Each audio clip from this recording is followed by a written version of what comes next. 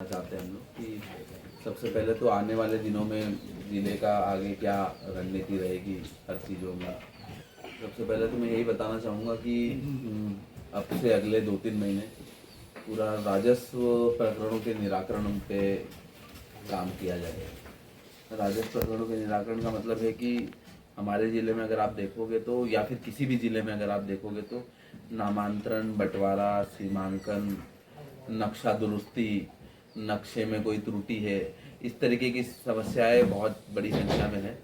और इन समस्याओं के निराकरण के लिए व्यक्ति जन सुनवाई में भी आता है, सीएम हेल्पलाइन में भी आता है, और अलग अलग तरीके से जगह जगह पर लोगों की समस्याओं को हमें पता चलता है। परंतु एक अभियान के मोड में अभी तक उसका निराकरण हम लोग नहीं कर रहे थे कि रूटीन में जैसा चल रहा है वैसे ही उसको निराकरण करने का प्रयास कर रहे थे। अब अगले 2-3 महीने एक अभियान चलाया जाएगा। इसमें अभियान में मुख्य रूप से हम कोशिश करेंगे कि जो फौती नामांतरण है, जो मृत व्यक्तियों के नाम अभी भी खाते में पीएम किसान योजना के जो हितग्राही है उनको लाभ दिलवाना, बंटवारा और सीमांकन, नक्शा सुधार, इन सब पे एक विशेष अभियान अगले 2-1 महीने चलाया जाएगा।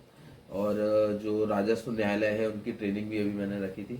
पटवारियों को भी इसमें निर्देश जारी कर दिए गए। शासन की ओर से एक राजस्व महाअभियान भी चलता है, तो उस समय जो निराकरण होता है वो तो एक चीज़ हो गई। हमारा इस बार उद्देश्य है कि कैसे हम अंतिम व्यक्ति को लाभ दिला सके। अंतिम व्यक्ति को लाभ दिलाने का मतलब है कि जैसे तहसील से कोई ऑर्डर हो गया कि इसके नाम पर जमीन की जाए, लेकिन ऑर्डर की कॉपी लेके व्यक्ति भटकता रहता है और उसका निराकरण नहीं होता है। तो हमने ये निर्देश दिए कि जब तक कि उसका नाम उस पर चढ़ नहीं जाता तब तक उस प्रकरण को निराकरण हम लोग नहीं करेंगे। इस तरीके से पूरा मतलब निराकरण पे फोकस है, पूरा फोकस जो है वो निराकरण पे।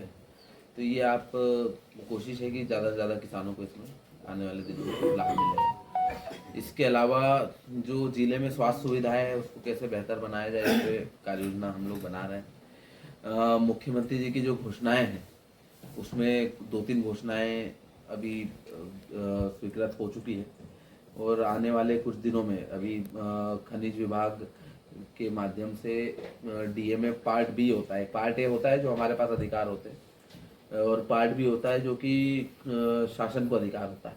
तो पार्ट बी में जो हमारी मुख्यमंत्री जी की जो घोषणाएं हैं उसमें से अधिकतर घोषणाएं पार्ट बी में स्वीकृत हो जाएगी, ऐसी हमें अपेक्षा है, क्योंकि हमारी तरफ से सारे प्रस्ताव पार्ट बी में भेजे जा चुके हैं। तो ये घोषणाओं के संबंध में है। और उसके अलावा जो अन्य जो भी ज़िले की महत्वपूर्ण योजनाएं हैं उन पर अब, क्योंकि वित्तीय वर्ष के अंत में बहुत सारी स्वीकृति आती है, तो उसमें से अधिकतर चीज़ों की स्वीकृतियाँ अभी अगले 1 महीने के अंदर आने की संभावना है।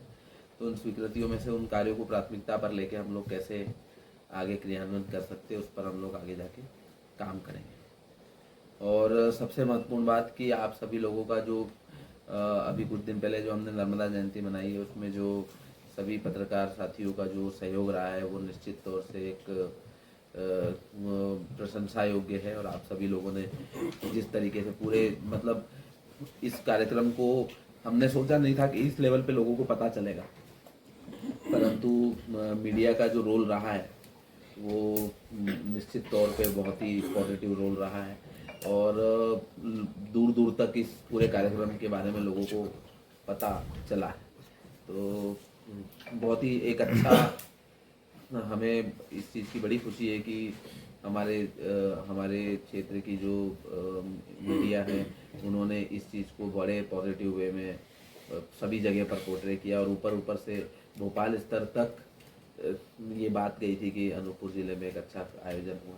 तो आप सभी के सहयोग से ही हुआ है। तो आज एक प्रेस ब्रीफिंग के साथ साथ आप सभी लोगों को जिला प्रशासन की ओर से एक सहृदय भेंट जो हम नर्मदा जयंती के अवसर पर देना चाहते थे, वो उस समय क्योंकि बहुत हौच पौच चल रहा था, इसलिए हमने सोचा कि अलग से एक प्रोग्राम रख के वार्तालाप भी हो जाएगा, और वो प्रोग्राम भी हमने आज